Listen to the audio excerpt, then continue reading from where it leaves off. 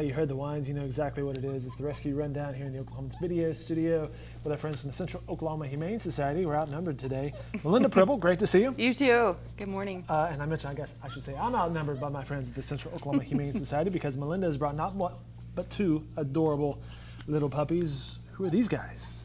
These are actually two sisters that are available to foster right now. They need a little bit of time to finish a round of antibiotics that we put all of our dogs that we get in our program on, a 2-week antibiotic program, just to knock out anything before they get into their home, and also to go to spay neuter. So I think that anybody would love to have these as house guests for a couple of weeks, but I mean, who would not want to have this adorable little girl?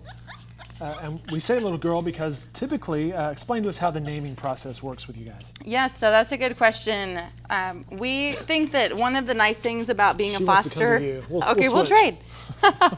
One of the nice things about being a foster is getting to know their little personalities, and so really all of the dogs that are in our program, that whenever they get named, it's the fosters that names the pets. So we're really waiting for our fosters to figure out kind of who they are and give them their identity. Last week we chatted about the importance of the fosters to your program, and it is very important, but one of the perks is you get to name these little girls. Yes, and have this much fun in your house. I mean, who could say no to this? So yeah, it's a really great, rewarding experience, and it's one of those things that if you, we're trying to get these two particularly in a home together, but normally you can just pick a dog, foster it, and if it ends up that it's not working out for any reason, you can bring it back to us in a heartbeat, and we'll take her from there. So good slow pan from black dog to brown dog. Well done, Todd. What do we know about these two? We know that they came in as a litter of 5 to the Oklahoma City Animal Shelter. They were an owner surrender, so somebody's dog had puppies, and 3 of the dogs are in foster already, and these two are left. Mm-hmm. Okay, so these are available for foster and not quite available for adoption. That's a few weeks away, right? Just a little bit, maybe about a week and a half that they'll be making visits to our adoption center. Okay. You can find more information on their website at okhumane.org, which also has all sorts of information and puppies and kittens who are available for adoption. Now, we're going to talk this week about what to do with your cat or dog, specifically dogs in this case, when you go on vacation, and you guys have some recommendations. Yes, there are a couple places that we recommend in town, but often your friends and neighbors and people that live in your area would have some recommendations of kind of people close by. Yeah, sure. So you want to really check out and see what people have to say about the organization.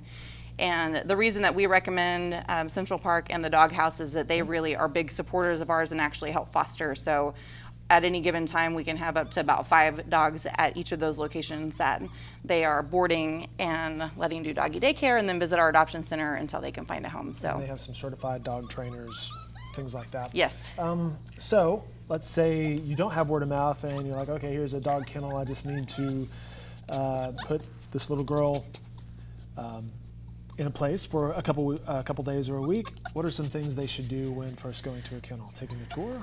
Yes, that's a really great start. So always ask if you can see where the pets are sleeping overnight, where the play areas are, and if for any reason they decline a tour, then that's kind of a red flag. That's a red flag. It's like, okay, what's going on back there? Right. You want to see for yourself. Yes, absolutely. Most places are really proud of the accommodations that they provide. They love pets as much as we do. So. What about vaccinations? So this one often kind of sneaks up on people. So you want to make sure that before you are scheduled to go on vacation that your pet is up to date on all their shots, because that's a requirement whenever you check into kennels. And sometimes if you go out of town on a kind of a whim and you go to check your pets in and you don't have current vaccinations, then that could really delay your plans. It's kind of a deal breaker. So some preparation in hand. Go ahead and make sure you have your vaccinations up to date. But that's also a good thing if you're boarding your dog.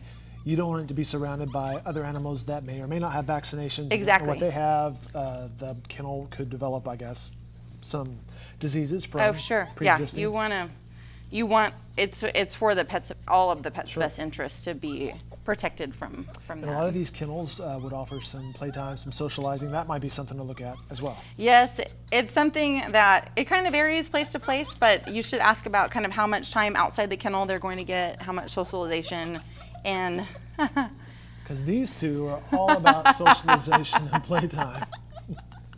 they would need to have like kind of the full day doggy daycare in addition to their overnight stay probably. But yeah, they are so fun. So yeah, it can just kind of depend. A lot of times whenever you pay the boarding fee, it truly is just the overnight price. But if you want to add like a half day or full day of daycare, you can do that. So just to make sure that you kind of know what the options are. So there. Well, speaking of options, if you don't want to place your animal at a kennel, perhaps there's a pet center who comes to your place, Pet Setter. Yes, that is a way to go. That is really great, especially for people maybe with several pets or any pets that need specific care. We're So about 5 seconds away from a jailbreak. you're so cute. So we recommend that whenever you're talking to a pet sitter that you really just use a reputable service and make sure that it's somebody that you're comfortable with coming in your house, and really make sure that all of your pets are familiar enough with strangers coming in, so there's not any surprise that your dogs and cats aren't fearful of somebody coming to visit. Put the food and the supplies in a good place so that the person coming in knows, hey, here's exactly where I go, here's what I have to work with. Yes. Help them out on that front, I guess. Yeah, they could. Yeah, I think any help, and really just leaving instructions, clear instructions in writing. Of course, your emergency contact information, your vet's information for them if they need anything. So it's Cool. It's something that can work out really well. And now you want to calm down. Yeah, it's something that can go really well and So it's a good help option, out a lot. whether Sure. you're keeping the little ones at your home or taking them to a new place to discover some new friends. All right, good information. Melinda Prible with the Central Oklahoma Humane Society. Wow, you two are ready to play, aren't you? And you have a whole newsroom just waiting for you to go out there and play. Well, if you're looking to help out, and you guys do need help out on the foster situation, right? Yes. Now more than ever, really, the summer months are the hardest on us, and the more fosters we have, the more lives we can save. So we're a foster-based organization, 100%. So every dog that goes into a foster, we can pull another one from the shelter. So More it's really information good. about the foster program and how you can help out on the website at okhumane.org. Melinda, great job. Appreciate it as always. Thank you. Catch you next week.